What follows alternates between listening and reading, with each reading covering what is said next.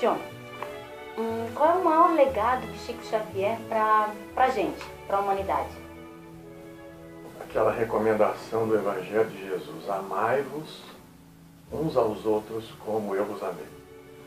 Eu acho que o Chico foi um espírita cristão que manteve uma fidelidade ao Cristo de nos impressionar a todos. Foram 92 anos de idade e 75 anos de dedicação integral a Jesus. Esse, para mim, é o maior legado. E ele já se comunicou em espírito com algum encarnado? Que tu tenha conhecimento? Eles me perguntam aí pelo Brasil se o Chico tem comunicado. Eu faço uma contra-pergunta. Você gostaria da companhia de Chico Xavier? Dos espíritas. Se vincule rapidamente a um trabalho social. Ele vai estar do seu lado. Naturalmente não deve assinar Chico Xavier. Zé Mané, Zé Ninguém ou Zé Qualquer. Ele nunca se preocupou em aparecer em vida, também não está se preocupando em aparecer na sua desencarnação. Agora, o trabalho social é o que mais ele se identificava. É a atividade na casa espírita que ele mais gostava. Casa espírita sem atividade social, fadada ao fracasso. O exemplo é a Casa do Caminho, como esta casa aqui, pelo que eu tenho visto. Conheço pouco, mas o que sustenta essa casa não são reuniões, é o trabalho social. Uma vez um amigo nosso lá de Pedro Leopoldo me falou, isso nos anos 80, ainda adolescente, inexperiente, ele falou que no futuro as casas espíritas deveriam permanecer com as portas abertas. Na época eu falei, como que é possível organizar tantas reuniões para manter 24 horas?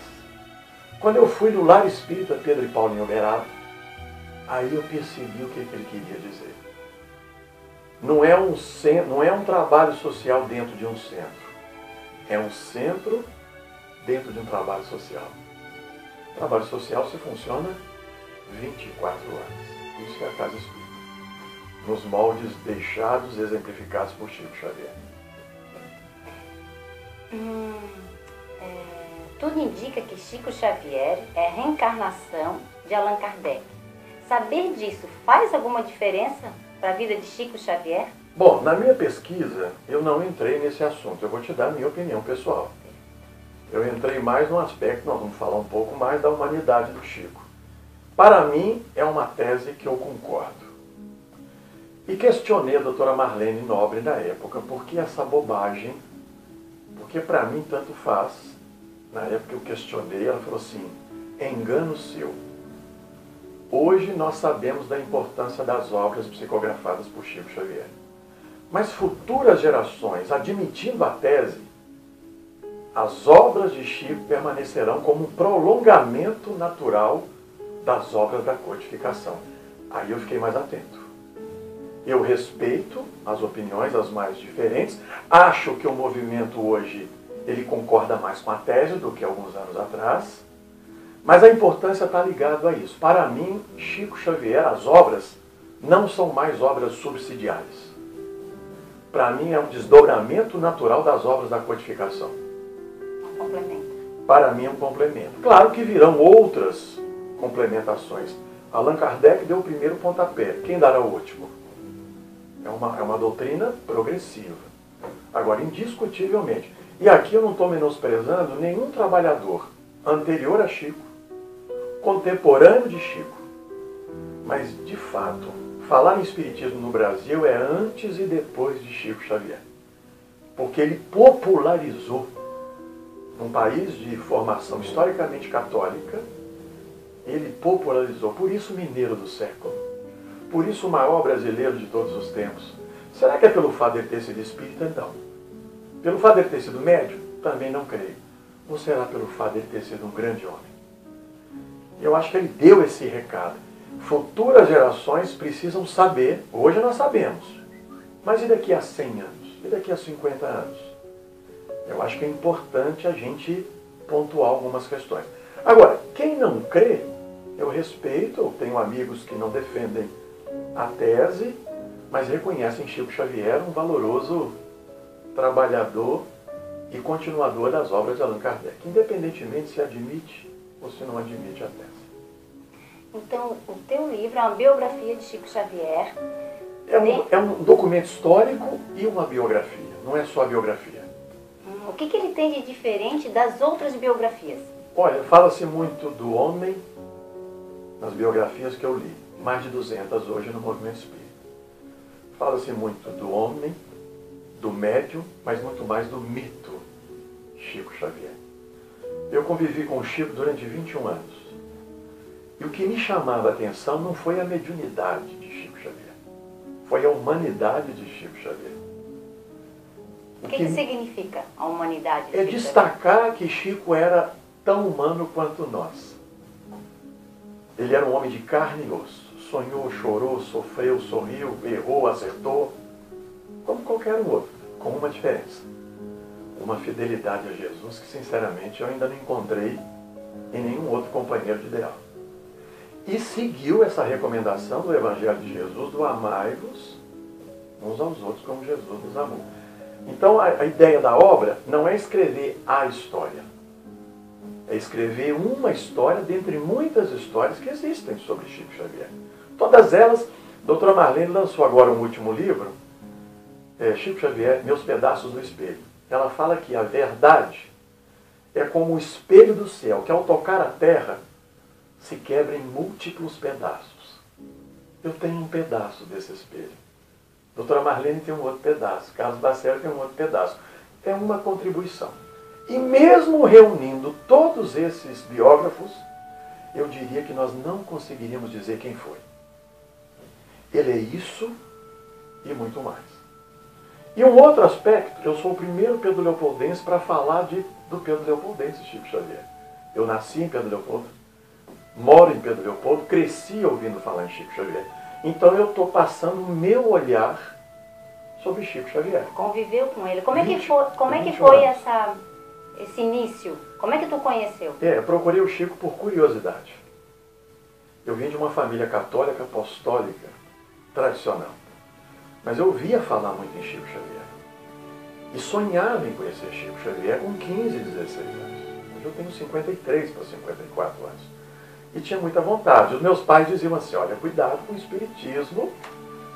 Mas eles diziam, completavam, mas eu acredito em Chico Xavier. Meus pais não acreditavam no espiritismo, mas acreditavam. Olha a força da autoridade moral de um homem como Chico Xavier. Então eu não fui pelo sofrimento. Eu fui pela curiosidade. E de fato, ele é isso que dizem os biógrafos, e eu tento colocar essa humanidade. E quando eu falo da humanidade, muita gente às vezes pode entender que eu estou desqualificando. Ao contrário. Sendo tão humano quanto nós. Esse homem deu tanto sentido à sua humanidade que parecia um ET. Mas como é que foi esse contato com ele? Tu bateu na porta dele? Eu fui na casa da irmã, fiquei sabendo, ele já tinha mudado para Uberaba, eu reencarnei em 61. Chico saiu de Uberaba, de Pedro Leopoldo, em 59. E aí eu não conhecia, ele já morava em Uberaba, mas ele ia com muita frequência a Pedro Leopoldo. Numa dessas ocasiões eu fiquei sabendo, eu também tinha os meus contatos, né? Eu fiquei sabendo, o Chico está em Pedro Leopoldo. Eu tinha quantos anos? 18, mais ou menos. Eu falei, opa, aí eu fui na casa, a convite não, porque eles não conheciam os donos da casa. Um amigo meu me levou. E eu entrei na maior cara de pau na casa sem ser convidado. Entrei e vi uma cena evangélica, uma sala desse tamanho, Chico sentado num sofá, e as pessoas sentavam em alguns sofás, e a maioria no chão. Uma cena evangélica. O Chico era um contador de histórias. O Chico, a gente ficava horas, uma criatura extremamente bem-humorada, de bem com a vida, de bem com os homens, de bem com ele mesmo. Era um cara que fugia aquele protótipo do religioso clássico, chato, rabugento, moralista, triste, né? Considerado aqui um vale de lágrimas. Ao contrário, o Chico, ele quebrou essa leitura que eu tinha dos moralistas religiosos. E a partir dali, eu fui me despedir dele, porque o meu amigo tinha um compromisso, pena que eu tive que ir embora, não, era muita cara de pau permanecer na sala. Eles me perguntaram, o que é esse invasor aqui, né? Depois me tornei grande amigo dos dois.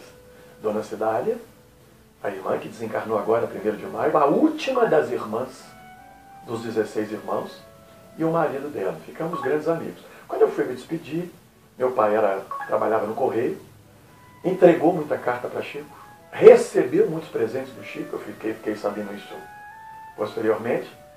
E aí nós nos falamos, ele falou, e a sua família? O Chico descreveu minha árvore genealógica. A memória do Chico era prodigiosa. De ignorante não tinha nada.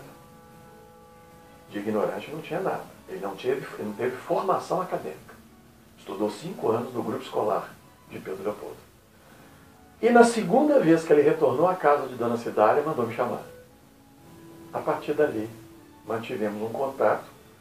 Só foi interrompido com a sua desencarnação no dia 30 de maio de 2002. Tu acompanhou os últimos momentos de Chico? Acompanhei. Eu estive um mês antes dele desencarnar, ausente. Não, mas pode falar. Eu estive um mês antes com uma caravana, tinha contato na casa, mantivemos um contato bacana, um contato legal. E eu costumava dizer que era um privilégio ter conhecido o Chico. Eu já estou com medo dessa palavra. É uma tremenda responsabilidade. Porque depois que você conhece um homem como Chico Xavier, tem um preço. Você nunca mais pode ser a mesma pessoa. Porque o Chico é o exemplificador em nosso movimento. A maioria é um discurso muito bem elaborado e uma prática medíocre. Chico Xavier faça o que eu falo. Porque ele fazia o que ele falava. E olha que eu ficava atento no comportamento dele. Eu falei, esse homem vai dar uma escorregada. Não é possível existir um homem que vai de encontro com a lógica social. Cada um por si, Deus por todos, salve-se quem puder. Ou então, mais recente, você sabe com quem você está falando. De repente aparece um homem contrariando tudo isso. Ele conseguia perceber o outro. O Chico tinha uma qualidade que eu persigo até hoje. Qualidade que eu acho que na nossa sociedade é extremamente essencial. Respeito pelas diferenças. Todas as diferenças. Todas. A viva diversidade. Em todos os aspectos. De natureza social, de natureza racial, de natureza sexual. Eu nunca vi o Chico fazendo nenhum julgamento de valor.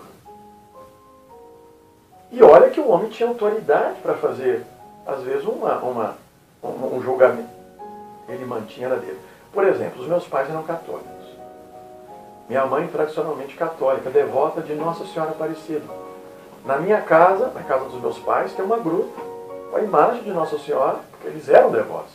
Ela é espírita, mas permaneceram devotos. Sabe qual foi o primeiro presente que o Chico deu para minha mãe? Um retrato de Nossa Senhora autografado por ele. Se fosse um moralista espírita, naturalmente ia falar que está devoção à imagem, essas bobagens. Chico Xavier não tinha essa preocupação. Chico Xavier era Chico Xavier. Então, tendo em vista tudo isso aí que você falou, Chico era uma pessoa alegre, descontraída, divertida, contador de história, levantava a moral das pessoas, tudo isso aí, né? Existia alguma coisa diante desses títulos todos aí que ele tinha, que o incomodava, tipo um mito, uma lenda, alguma coisa parecida que o incomodava? É tudo isso. Tratar o Chico como mito, o Chico ficava constrangido. Apesar que fugia ao controle dele, as pessoas no final da vida estavam levando identidade, carteira de trabalho, tocar nele. O Bassett tem uma tese que eu concordo. Se antes a gente ia buscar mensagens através de Chico Xavier, no final da vida dele, ele era a mensagem. Ele era a mensagem. As pessoas queriam tocar. Uma vez ele estava com um braço aqui e não conseguia permanecer com o braço muito tempo assim. Um senhor, um companheiro que ficava acompanhando durante muitos anos, segurava. Aí ele olhou para mim e falou assim, meu filho, eu já tentei colocar um braço novo. Eles não quiserem que esse braço velho aqui mesmo. Quer dizer, o Chico não gostava do endeusamento. Deixava ele muito chateado. Mas é um homem que permaneceu coerente, né? Uma pesquisadora teve lá em Pedro Leopoldo, ela escreveu uma tese de doutorado intitulada Chico Xavier, um herói brasileiro no universo da edição popular. Eu perguntei para ela, Magali Fernandes, de São Paulo, O que mais te chamou a atenção em Chico Xavier? Ele falou, a coerência. Esse homem era para ser o cara mais chato, como diz o carioca, ele usa uma expressão lá, marrento, do mundo, porque ele foi bajulado por espíritas, por não espíritas, por políticos, por empresários, por autoridades. Como é que esse homem se manteve simples? Eu fico me perguntando até hoje, porque ele era para ter sido um cara chato. Eu acho que ele se defendeu. Então, uma grama, um verme, um cisco. Alguém pode falar assim, isso é uma falsa humildade. Falsa humildade sou eu, se eu falar que eu sou isso. Ele não. Chico era uma criança e um general.